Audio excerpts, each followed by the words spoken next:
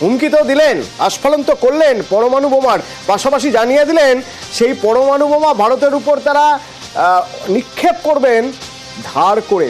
মানে এমন কোনো দেশ যাদের পরমাণু বোমা রয়েছে, যারা পরমাণু শক্তিধর দেশ, তেমন কোনো দেশের কাছ থেকে তারা ধার নিয়ে ভারতের উপরে তারা ছুটবেন।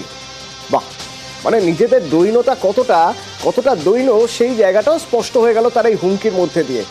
আর তাদের এই আস্ফালন, এই হুমকি কোথাও বোধহয় বাংলাদেশের জাতীয় কবির পরিবারকে, তাদের যে পরিবার, তার যে পরবর্তী প্রজন্ম রয়েছে তাদেরও লজ্জিত করছে। তারা নিন্দা করছেন, তারা বলছেন যে যদি নজরুল ইসলাম বেঁচে থাকতেন তাহলে তিনি তার জাতীয় কবির স্বীকৃতি হয়তো ছেড়ে দিতেন। আমরা তো সত্যিকারে খুব মর্মাহত। আমরা তো কোনোদিন আশাই করিনি যে বাংলাদেশে এরকম একটা ঘটনা যেখানে সাম্প্রদায়িকতার যে বাতাবরণ সৃষ্টি হবে এটা আমরা ভাবতেই পারছি না। তার সমাধি ওখানে রয়েছে, উনি সশরীরে ওখানে আছেন, যিনি এত যুগ আগে সাম্যের কথা বলেছেন, মানবতার কথা বলেছেন। সেই জায়গাটা থেকে আজকে যে বাতাবরণ সৃষ্টি হয়েছে আমরা ভীষণ মর্মাহত। বাংলাদেশে যে মানুষের সঙ্গে নির্যাতন হচ্ছে, সংখ্যালঘু মানুষদের সঙ্গে লড়াই হচ্ছে, মারপিট হচ্ছে, এমনকি দু একজনকে হত্যাও করেছে, মন্দির ধ্বংস করছে, এটা আমরা ধিক্কার জানাচ্ছি, যারাই করুক না কেন। আমরা এখন বাংলাদেশে যাবো না। কবির সমাধি থাকলেও আজ কবি যদি সজ্ঞানে জীবিত থাকতেন, তিনি নিজেই বলতেন আমি আর জাতীয় কবি থাকতে চাই না। আমরা চাইছি আগের মতো আবার সেই বাংলাদেশ, দুই বাংলার মধ্যে সৌহার্দ্য ফিরে আসুক। হাস্যকর কিছু হুমকি, সেই হুমকির ফোয়ারা আসছে পদ্মা পার থেকে। কখনো কেউ বলছেন যে 4 দিনের মধ্যে কলকাতা দখল করে নেবেন, তাদের এতটাই স্ট্রেংথ আছে। কখনো কেউ বলছেন যে বাংলা, ওড়িশা, বিহার তারা নিয়ে নিতে পারেন চাইলেই, বাংলাদেশের মানচিত্র বদলে যাবে। আবার এখন এক অবসরপ্রাপ্ত সেনা কর্তা ঢাকা থেকে তিনি বলছেন পরমাণু বোমা ছুটতে পারে বাংলাদেশ, চাইলে পরমাণু বোমা ভারতের উপর নিক্ষেপ করতে পারে তারা। শুনুন। মোদী সাহেবকে বলবো আপনারা বয়স হয়েছে, আল্লাহকে ভয় করেন, বাংলাদেশের বিরুদ্ধে অবস্থান গ্রহণ করেন না। বাংলাদেশের সাথে পাঙ্গা দিলে এটা খুব কস্টলি হবে। অ্যাটম বোমার ভয় দেখাইেন না, নিউক্লিয়ারের ভয় দেখাইেন না। আমাদের অনেক বন্ধু রাষ্ট্র আছে যাদের কাছে নিউক্লিয়ার বোম আছে এবং তারা দিতে রাজি আছে। সুতরাং আপনি ব্যবহার করবেন, আমরা এখানে কলা চষবো, এটা হবে না।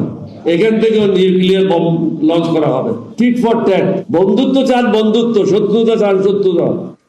এই পরিস্থিতি থেকে আওয়ামী লীগ কোথাও আবার নতুন করে নিজেদের অস্তিত্ব জানান দিতে চাইছে। আওয়ামী লীগের নেতাদের উপরে কড়া নজর রয়েছে, তাদের ব্যান করা হয়েছে, তাদের হেনস্থা করা হচ্ছে, কিন্তু তার মধ্যে থেকেও তারা নতুন করে স্বপ্ন দেখছেন শেখ হাসিনাকে বাংলাদেশে ফিরিয়ে নিয়ে যাওয়ার। তারা স্বপ্ন দেখছেন নতুন বাংলাদেশ করার। বিজয় দিবসে 2 মিনিটের একটি ভাইরাল ভিডিও, তারা একটি ভিডিও প্রকাশ করেছেন যা রীতিমতো ভাইরাল। শপথ করছি যে প্রধানমন্ত্রী শেখ হাসিনার স্বদেশ প্রত্যাবর্তন সফল ও নির্বিঘ্ন করার লক্ষ্যে সকল কর্মকাণ্ড পরিচালনা করব। অগ্নি সন্ত্রাস, পুলিশ জনতা খুন, লুটপাট, অবৈধ দখল, নিষ্ঠুর হামলা, গায়েবী মামলার সমুচিত জবাব দেব।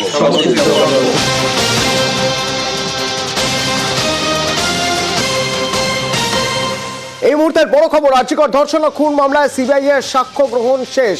50 জনের সাক্ষ্য গ্রহণ করা হয়েছে। এই 50 জনের সাক্ষ্য গ্রহণ করার প্রক্রিয়া শেষ হয়েছে শিয়ালদা আদালতে। আমার সঙ্গে অমিত রয়েছেন। অমিত, আরো জানবো। শিয়ালদার অতিরিক্ত জেলা ও দায়রা আদালতে রুদ্ধতার কক্ষে আমরা দেখেছি যে বিচার পর্ব চলছিল 11 নভেম্বর থেকে সিবিআইয়ের তরফে যে 50 জন সাক্ষীর কথা বলা হয়েছিল যারা আদালতে সাক্ষ্য দেবেন, সেক্ষেত্রে আজকে এই সাক্ষ্য গ্রহণ পর্ব শেষ হলো। আগামী পরশু দিন বিচারক অভিযুক্ত সঞ্জয় রায়ের পক্ষে আত্মপক্ষের বক্তব্য শুনবে এবং বিচারকের যদি প্রশ্ন থাকে সঞ্জয় রায়কে, তিনি প্রশ্ন করবেন এবং সঞ্জয় রায় তার উত্তর দেবেন। তবে চার্জশিট দেওয়ার ক্ষেত্রে সিবিআই 128 জন সাক্ষীর বয়ানকে তারা চার্জশিটে রেখেছিলেন এবং বিচার পর্ব শুরু হওয়ার আগে সিবিআই তরফে আদালতে জানানো ছিল যে তারা এই সাক্ষ্য গ্রহণ পর্বে অর্থাৎ বিচার পর্বে তারা 50 জন সাক্ষীকে আদালতে নিয়ে আসবেন। এরা গুরুত্বপূর্ণ সাক্ষী এই তদন্তের ক্ষেত্রে বা এই মামলার ক্ষেত্রে, যাদের সাক্ষ্য গ্রহণ পর্ব আদালতে আজকে সমাপ্ত হলো এবং আগামী পরশুদিন সঞ্জয় রায়কে আদালতে পেশ করা হবে। ওই দিন সঞ্জয় রায় আদালতের সামনে তার নিজের বক্তব্য আদালতের সামনে রাখবেন এবং বিচারক যদি মনে করেন তাকে প্রশ্ন করবেন তাহলে তাকে প্রশ্ন করবেন বিচারক। ধন্যবাদ।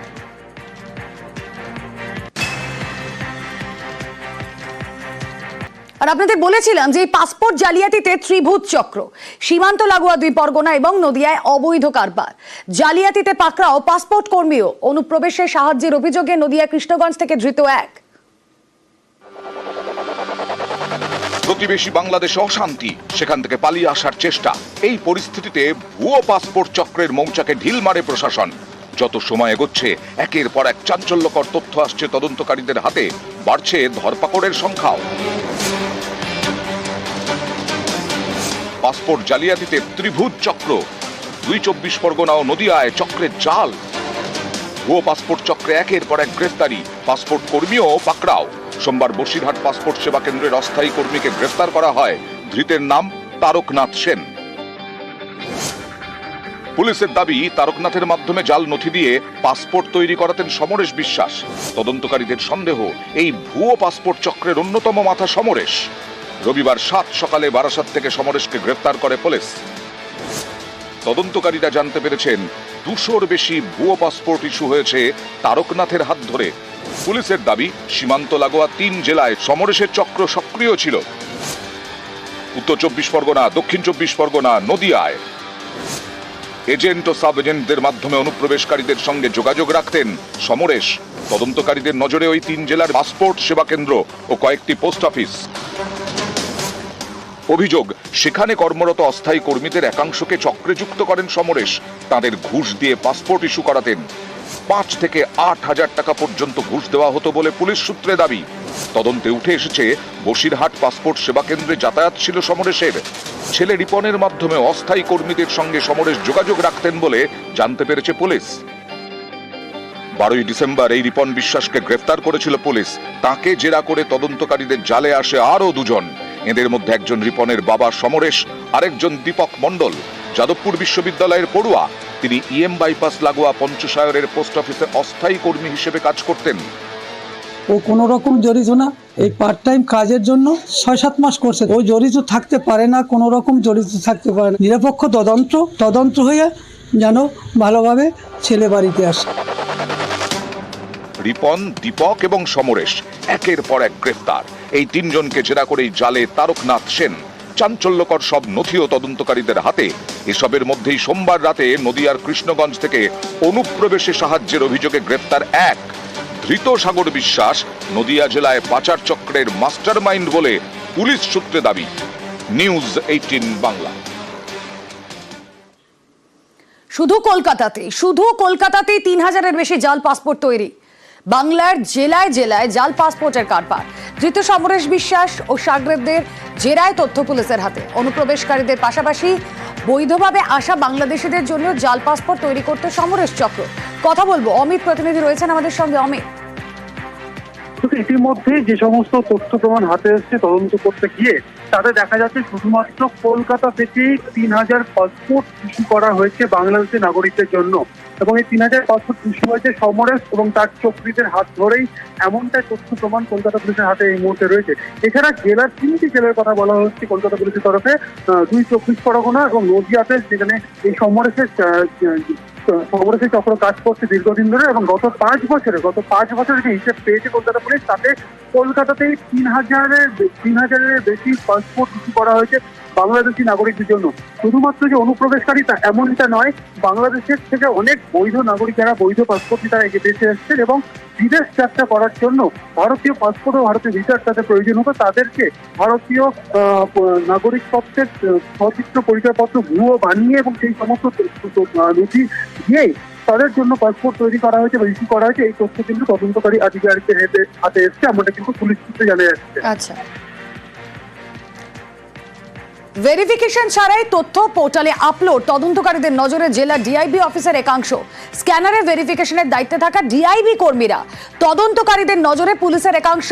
কথা বলবো আমাদের প্রতিনিধি অমিত রয়েছেন সঙ্গে। অমিত, দেখো, এই পাসপোর্ট জালিয়াতিতে ইতিমধ্যেই পোস্টাল ডিপার্টমেন্টে অস্থায়ী কর্মী গ্রেপ্তার হয়েছে, পাসপোর্ট সেবা কেন্দ্রে অস্থায়ী কর্মী গ্রেপ্তার হয়েছে, এবং এই পাসপোর্ট ভেরিফিকেশনের ক্ষেত্রে পুলিশের একাংশের যোগ রয়েছে, এমনটা কিছু তথ্য উঠে আসছে। যেটা জেলার ডিআইবি অফিসের একাংশ যারা মূলত পাসপোর্ট ভেরিফিকেশনের কাজটি করে, অর্থাৎ পুলিশ ভেরিফিকেশন যে কাজটি করে, সেখানেও তাদের একাংশ কিন্তু হাতে নিয়েছিল এই সমরের টাকার বিনিময়ে এই তথ্য পেয়েছেন। সেক্ষেত্রে মূলত ডিআইবি অফিসের যখন পুলিশের কাছে যখন পাসপোর্ট ভেরিফিকেশনের জন্য পাঠানো হয়, সেখান থেকে ধন্যবাদ অমিত।